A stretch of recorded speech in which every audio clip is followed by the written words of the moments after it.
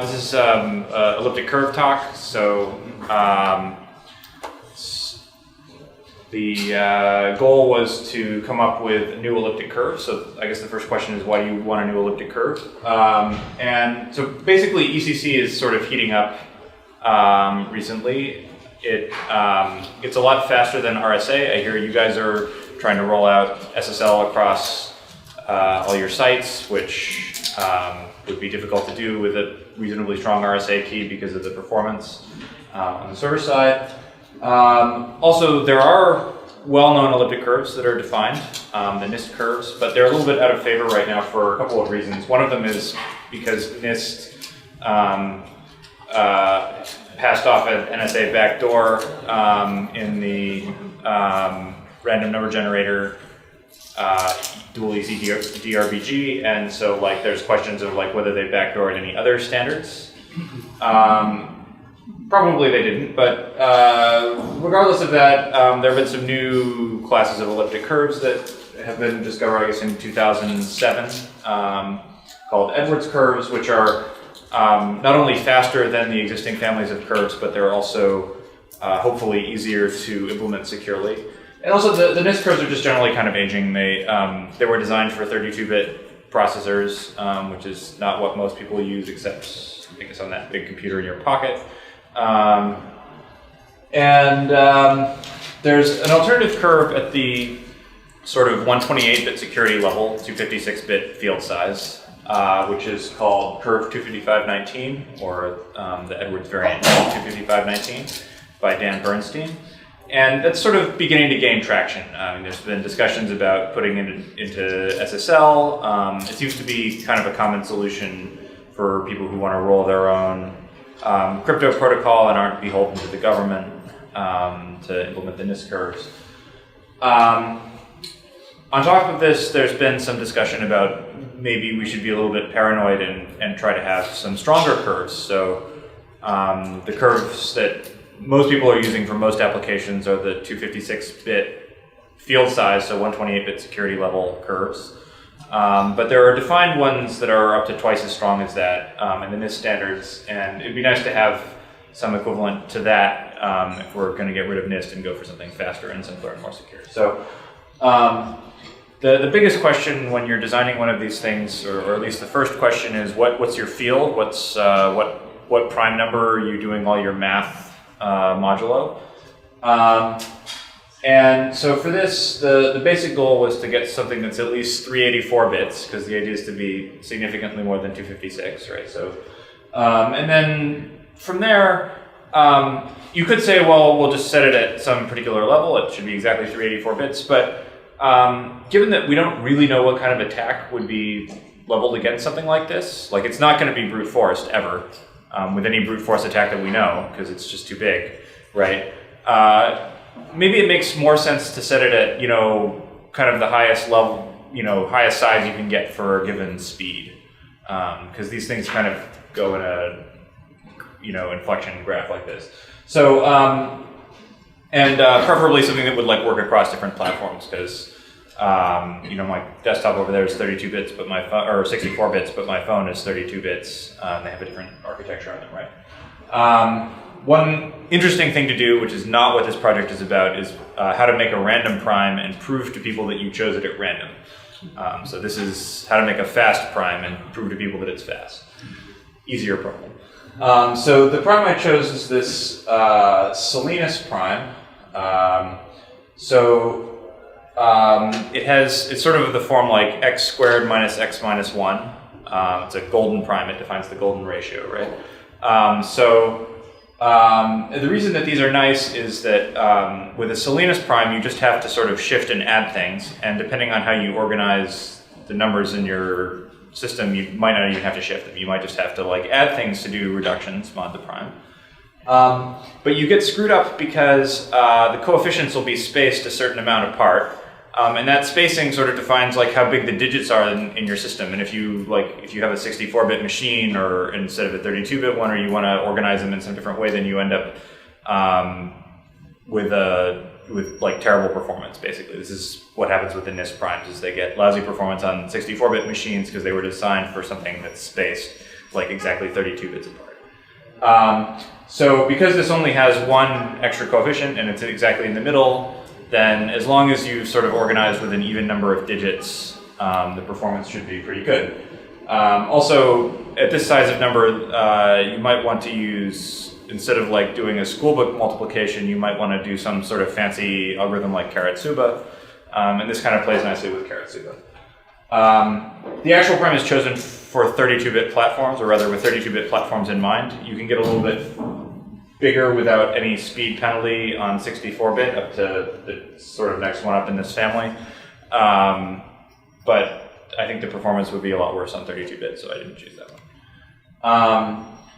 So then the way people have been making curves these days is just choose the lowest number to go here so that this thing has some list of security properties, like its size is 4 times a prime, and the size of the twist is 4 times a prime, and some other list of things. And so this is a curve I ended up with just by running some big script. And conveniently, the number of points on this curve is like a little bit less than a power of 2, so you can write it down in like the same number of bits every time, and you don't have to worry about, oh, it was 1 bit longer.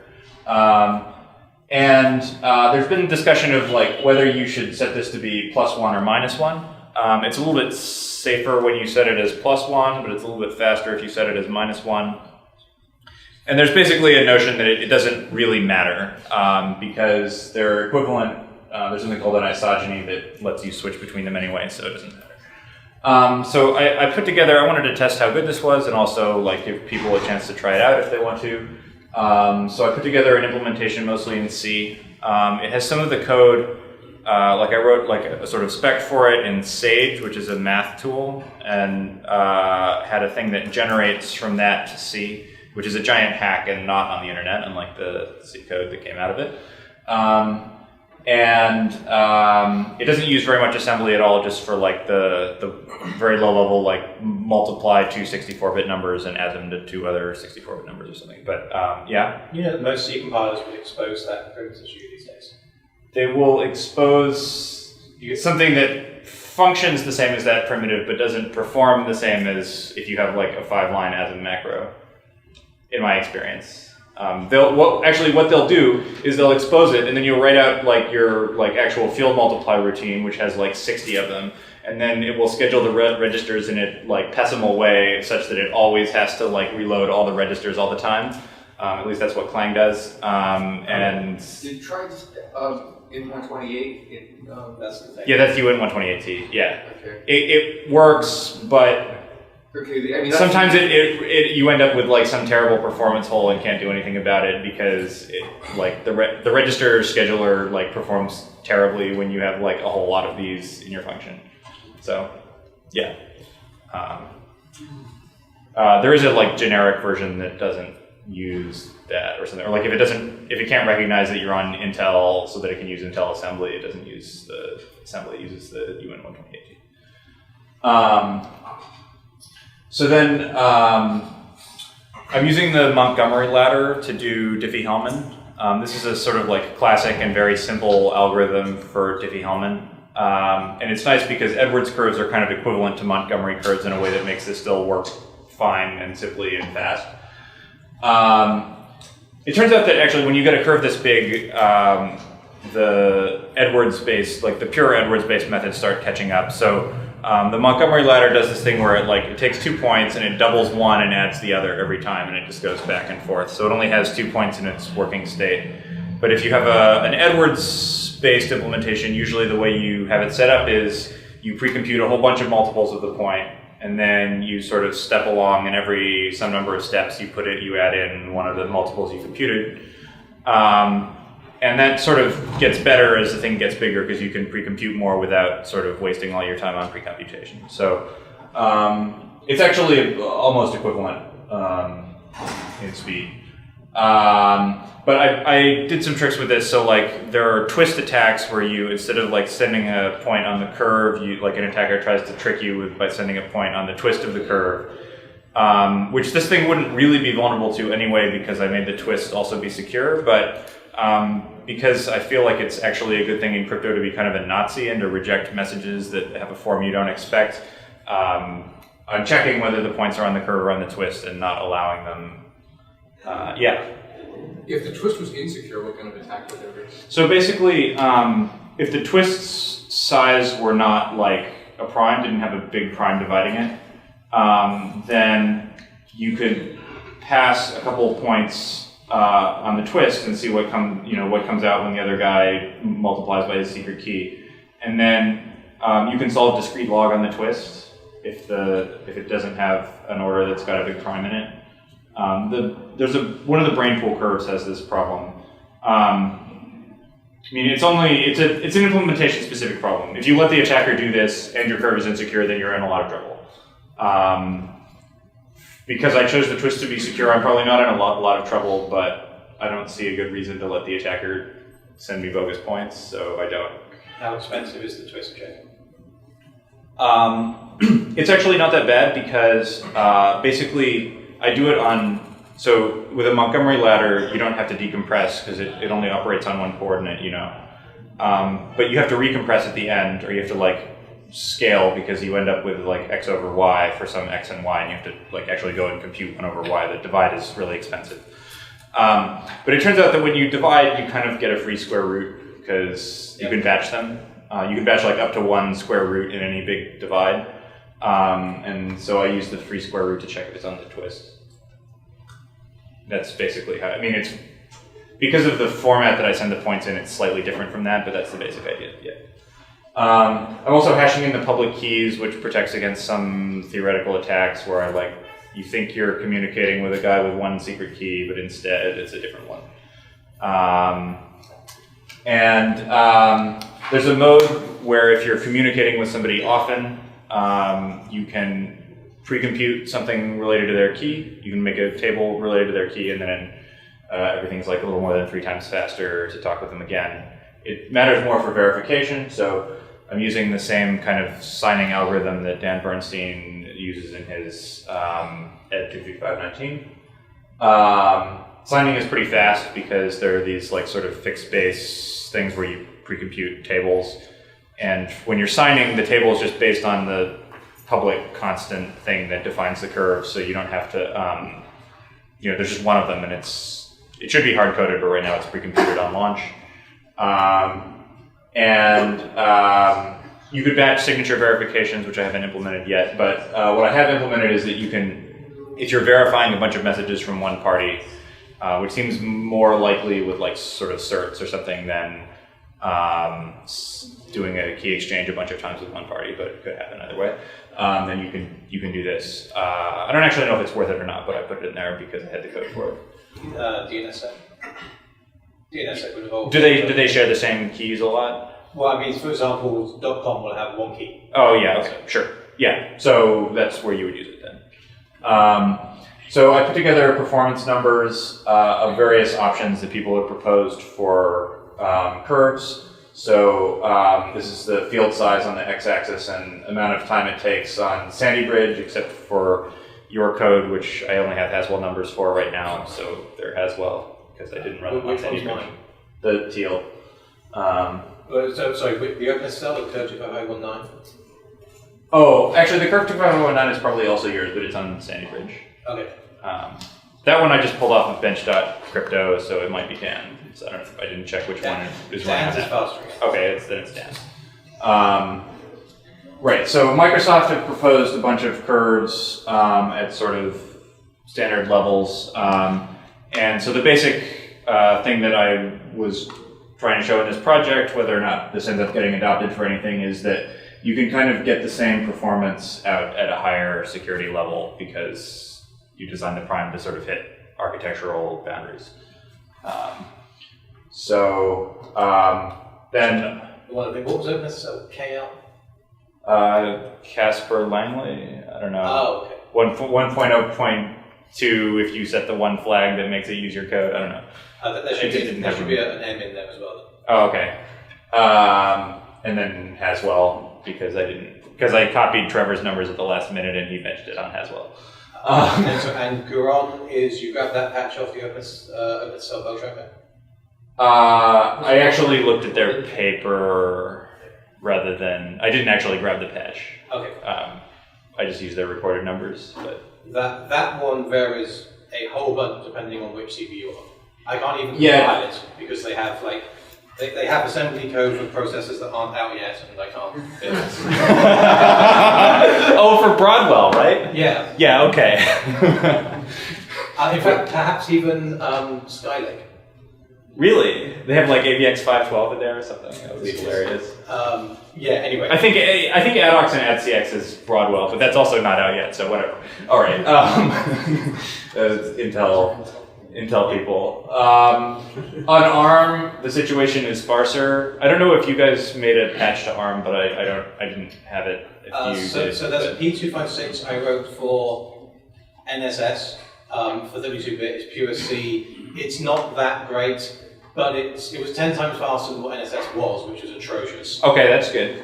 Yeah. So NSS is now sort of like it can play the game at least. Yeah.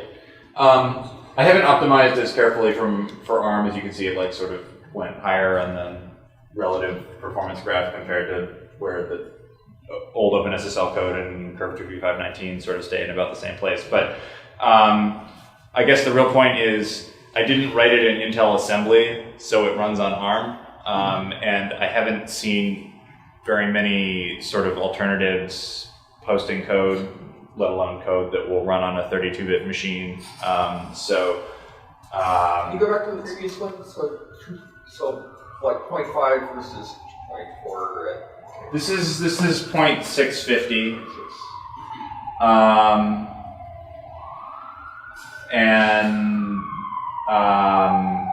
This is 590, I think. You saw like 4 times as many cycles for going to 32 bits, which is I guess what you expect.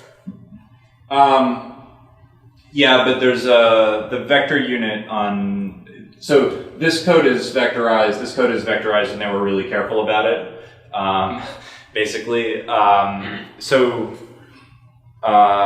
you can actually do 2 multiply and accumulates every 2 cycles in the limit, which you won't actually ever hit. But that's the sort of limit. And on Intel, it's like 1 multiply and accumulate every 1.5 or 2 cycles or something like that. So it's not actually 4x, it's like 3x. If you let Dan's code drive the neon unit like that, some of them brown out. Some of the chips can't code. I heard about this actually. Like it was disabled on some smartphone because the chip would... Early run S3s at least. Yeah. Actually, I heard about this from you at Basic, I think, but so thanks for that. And yeah, that's it. It's on the web on SourceForge. You can download it. It's still experimental, so don't use it to run CloudFlare. Yeah, we might try it. Maybe just in Toronto. There's signing and verification in there too. That's not just ECDH. Yeah. So, any questions for Mike? No? Yeah, did you use a nothing up my sleeve number for constant generation? Or? The constant is like the least constant that satisfies the security properties, right? It's like 39081 is like the smallest one, and I actually have a cert that says it's the smallest one, where like here are the bad things that happen for each number lower than that. So no, but I use something that's kind of almost as good. Is the Edwards computation exactly the same as Dan's? Do you hash the message twice? Yeah. ED, the sign. Yeah, I mean, you can change that, but I mean, yes, that's the way it's implemented right now. I was also thinking of making a couponized signer where you because with elliptic curve signatures, you can pre-compute 99% of the work. So. Do you set your private keys to be 0 or 4? I don't do. There are, in various places, enforcements that you are only in the Q order or possibly the 2Q order subgroup, but usually the Q order one. So it doubles at the end of the computation to move from 2Q to Q order and that kind of thing. So I don't do it the same way Dan does. I don't set the high bit to 1 always because that was a hack. I don't know why you did it, but yeah, they're protected. Yeah. Eric? I know that curve 25519 has a nice property where I think any 256-bit number is a valid public key. I was wondering if there are any constraints on the keys for this. Not every 448-bit number is a valid public key because I'm more of a Nazi than Dan Bernstein. In particular, I will not allow you to send keys that are on the twist, whereas he will, which is fine. But that's the that only way. limitation. Yeah. And it's not the case that it's well- a valid public key, it's just the code will produce an answer. It won't leak anything if you. It won't break anything. If Right. you, Well, it's a valid public key to which you don't know the private key. I think that's actually true for all numbers with curve 25519, but it's not here. I guess. I mean, Right. if you set the top bit, odd things happen in different implementations. Sure. One interesting property is that any random number of that length is a valid private key, so you don't have to do a lot of work to generate it. Right. And I think the other interesting property is that anything of that length is a public key that will not cause you to leak secrets if you use it. Yes. Right. Whereas in my case, if you encrypt with some weird public key, then you're fine. More likely, if you pass in a random number, like 3/4 of the time, it will fail to be a valid public key, and then you will not encrypt anything. Like 3/4, half.